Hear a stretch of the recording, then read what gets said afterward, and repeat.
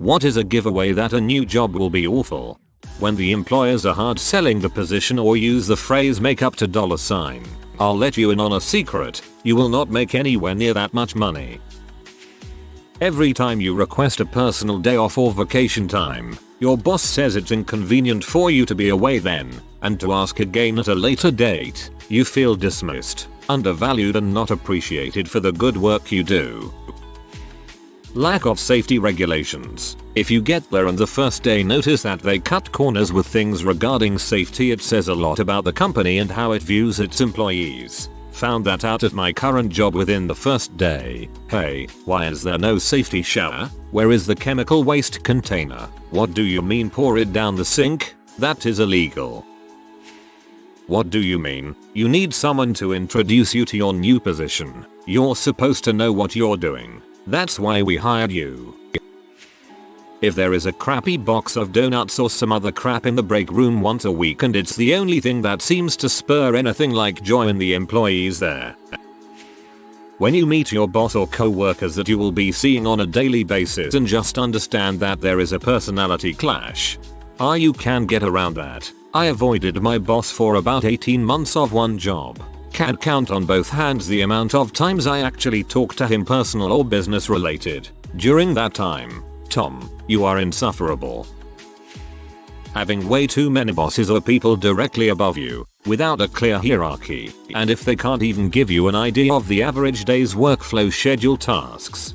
Bonus points if they treat it as borderline insubordination to communicate when conflicting orders compete for your time. You're supposed to just get it done instantly. When the HR lady took me to a quiet room to fill in some forms at my first day and then looked around to check no one was looking at us and told me get out while you can. When HR is telling you to get out, freaking run. When people at work they can tell that you're excited and start mentioning that'll change soon. When the job description doesn't match the actual job that you'll be doing. If they ask you to start early and burn a bridge with your current employer. Every company ever has asked me about the last one. I always respond that I have to tie up ends with my current employer and would extend the same courtesy to them if I were to leave. If you show up to a job interview and they more or less hire you on the spot, it's a sign that they're desperate. From my experience anyway. I thought that was just because I was so amazing. You start getting department-wide emails from one person complaining about another person not doing their job. If you see this happen twice, start looking for a new job ASAP. We're like a family. The last job I had, I was told this. I'm not surprised because meetings devolved to shouting matches that were initiated by management.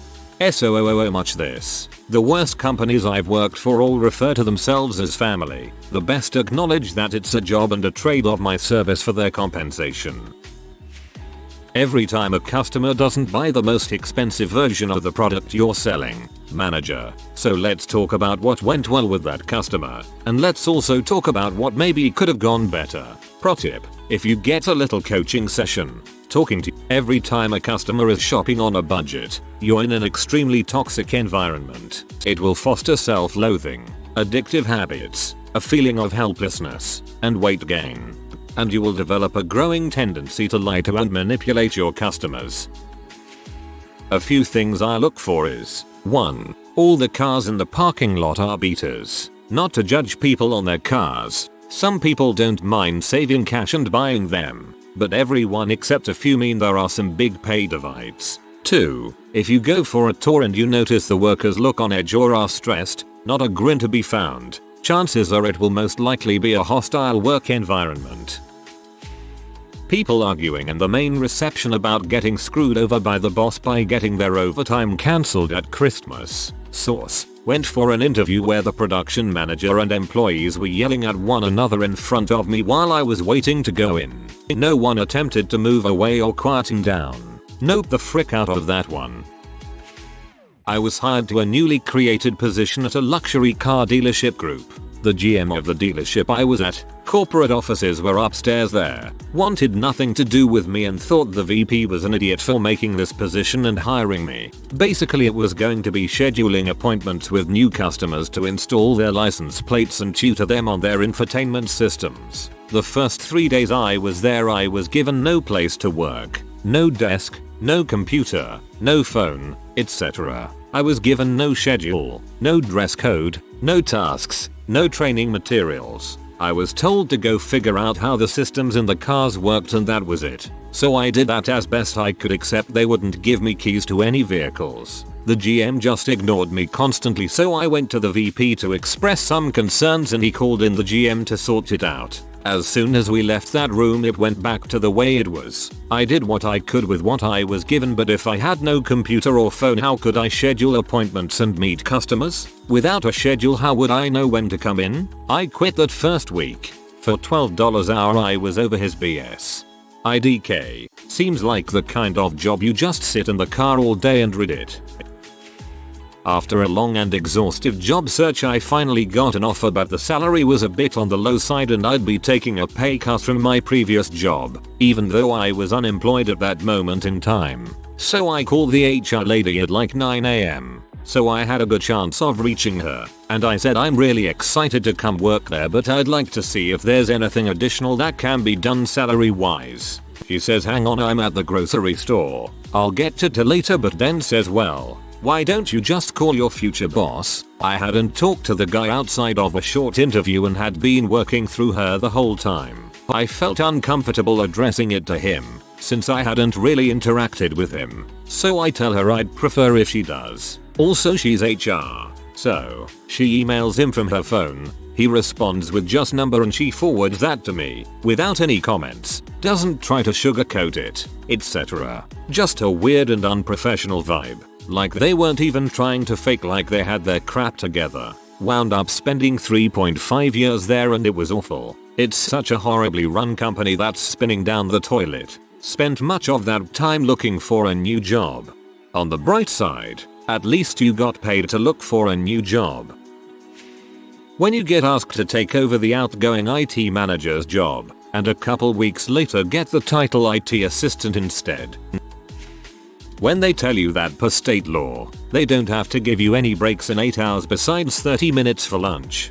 Whether it's legal or not, it's bad management. Short breaks help people retain focus, especially at monotonous jobs. They are also a small price to pay for employee morale. This is a job where the boss thinks they own you, like equipment, because you're in the clock. On your first day, someone gets fired. There are weekly all-hands meetings where the owner of the company rants about how crappy everyone is. The owner disappears for a few days. Her husband was calling the office trying to find her. Eventually she was involuntarily committed to the psych ward. Those three were all on one job. They specify that they want you to be flexible with your work schedule. In my experience it only ever flexes one way, which is me spending more and more of my own time on work. Or else never knowing what your schedule will be from day to day, or week to week, which is almost as bad because it prevents you from being able to plan anything in advance. High turnover. I was hired to consult for a large fitness company most Americans are familiar with. They wanted me to observe their sales call center. I told them I'd like to start the gig on a week in which they were starting a new training class so I could observe that as well. The director looked at me with a puzzled expression on her face and explained that they always had training classes going. It was a call center of about 50 people and the training classes that lasted 2 weeks were 30 people deep. That means that even if half the class fails training, they are replacing 15 out of 50 people every 2 weeks. Years later I still think about that place and how depressing it was. Thankfully I was only there for 6 weeks. I hate burn and churn sales environments. And nowadays I choose not to consult for companies who don't believe in investing in the happiness of their sales force. And then they hire people and no one gets fired or quits for a month and they don't have enough desks for the plenty hired. When your boss asks you how you would react if an authority figure were to get drunk at work and scream obscenities at you. Hypothetically, of course. If there's a permanent now hiring, inquire within sign. A few places in my area have these. There's a reason for that.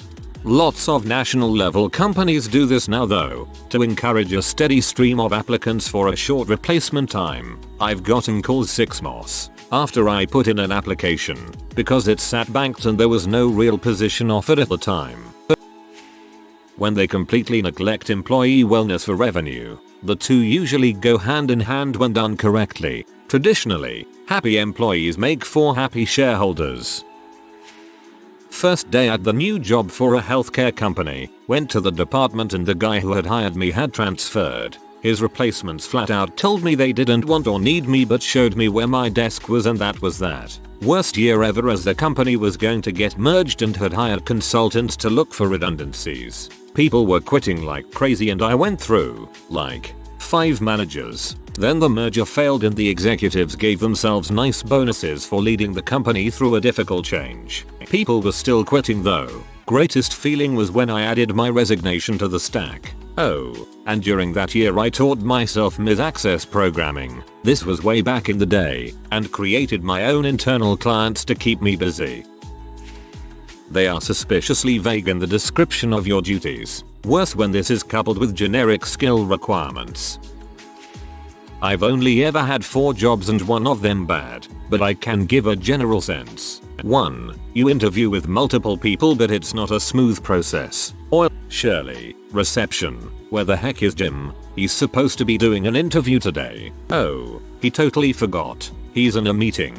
He'll be out in 30 minutes. I've interviewed at a few companies that conducted hiring very poorly. I had several 2-3 hour interviews with a good 30 minutes of downtime while the people who wanted to talk to me were found taking breaks to do stuff while interviewing me. This was pretty annoying as interviewing for jobs is already exhausting and time consuming. 2. The job description is either too vague or too hyper specialized. Unless you have a very unique set of skills in a niche industry or are applying for a general labor position, a well-crafted job description is an indicator of a good job. Otherwise you could end up in a job where you're doing extremely boring stuff or stuff you're unqualified for, or you could be micromanaged and expected to do way too much. 3. The office seems quite dull. If you don't hear phones ringing, people chatting, the buzz of meetings, etc. This could be an indicator of a company under stress. You could be getting hired to replace someone in a sinking ship or being hired to replace an experienced,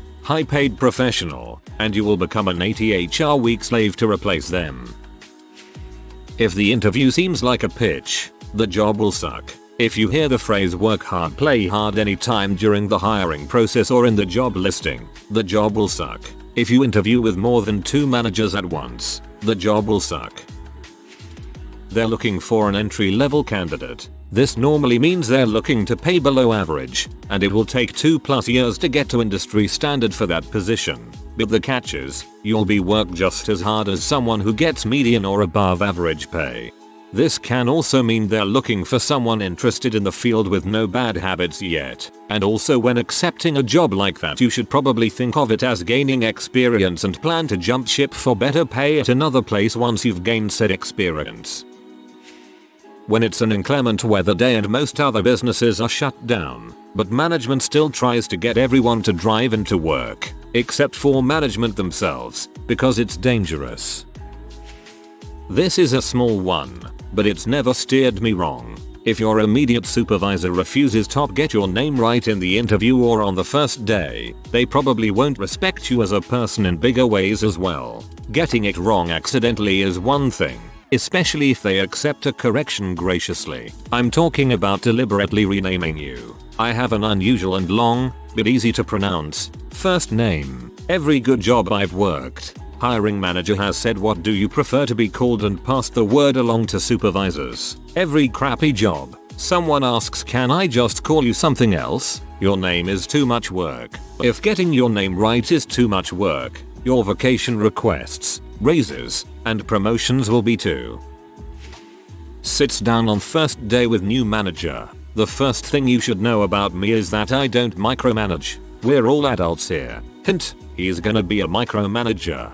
Yeah, unfortunately that often translates to I have a very specific idea of what an adult is and if you don't meet that I'll have to micromanage. If the interview was just too good, If they seem too eager to hire, it means they don't value my skills and only value the fact that a replacement is here for the job they're trying to fill. I left one failing company to find out the first day of my new job that the new company was failing as well. I was brought on as an assistant controller and told to familiarize myself with the books because the following day the bank was coming in to check everything out and determine how much longer we'd be around.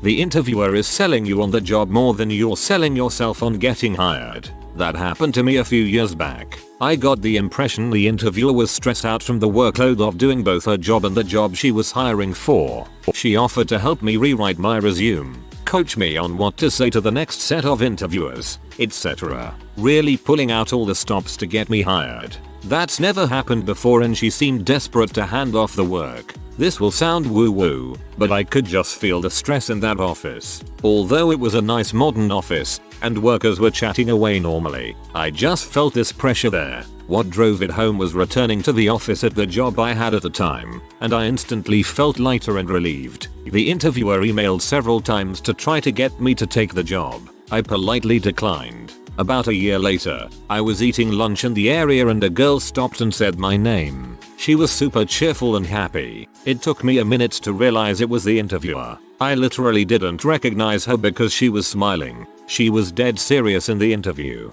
Her face looked completely different. She sat down with me and we caught up. She had moved on to another company and was very satisfied. She admitted she was stressed out at the previous company, and I was smart not to work there. If everyone at the job seems busy all the time, it means either of the two things. A. The company overworks its employees. B. The company rewards presence and not actual work. Either ways, it is not a good situation to be in. B. The company rewards presence and not actual work. Let you in on a little secret. That's how most businesses operate. Otherwise, managers would have to understand what their employees actually did. When the company is big enough that your responsibilities should be filled by 3-4 people but they are only hiring one person to do it, covering morning, afternoon, and night shift. When your responsibilities per the job description keep changing and more keep getting added. When you walk into the place in 2014 and you think you've time traveled back to the 1940s. We're a high-paced agile environment where we push the limitations, also known as, you're in a death spiral and if you don't burn out you'll want to blow your brains out. 401k contribution, we hope to in the next couple of years. Hours, 7:35, 30-minute lunch. Pay, if you could make XXX. Immediately get pulled into office drama in the first week. Dollar. Management. Let's give you the skinny here. People don't like Jash. Jash is terrible. Jash. Management. Let me give you the skinny here. I'm Jash. And you should stay away from Dollar. Cull. Producer. Isn't Jash the worst? The only person worse than Jash is Dollar. We should be friends. Tammy. Associate coffee drinker. Carl sucks butt. Did you hear what he and Dollar got up to last Christmas party? Well, Jash says to Dollar. He says. Serious answer. If the metrics you are evaluated by are based on things you don't have the authority to control, you are set up to fail. This is super common and very overlooked based on my informal findings. When you sit down at your desk on your very first day and find a post-it note under the keyboard that says, "Dear God, no, run." That was the highlight of the whole morning. The whole office was miserable. You could taste it in the coffee. I went to lunch. Did not return. Your hours are flexible. That's why you can stay late to finish your work. AKA you're salaried now, which means we can overwork you and not worry about paying you for it. I might take some heat for this, but Christian companies, I've found them to be the most willing to frick over their employees and expect them to take it without complaint because Jesus. They can also be surprisingly discriminatory, almost blatantly so. It can almost be worse if you're Christian but not of a denomination friendly to upper management's liking. They also tend to be some of the most micromanaging places. Owners will be all up in the day-to-day business in very uncomfortable ways. They also pay for crap. There is chicken wire on the sides of the staircases and the windows can be only open up less than 4 inches to keep the employees from jumping through the windows or jumping off the staircases. If you are new to the channel, you can subscribe. I publish new videos every day. Until then, check another video.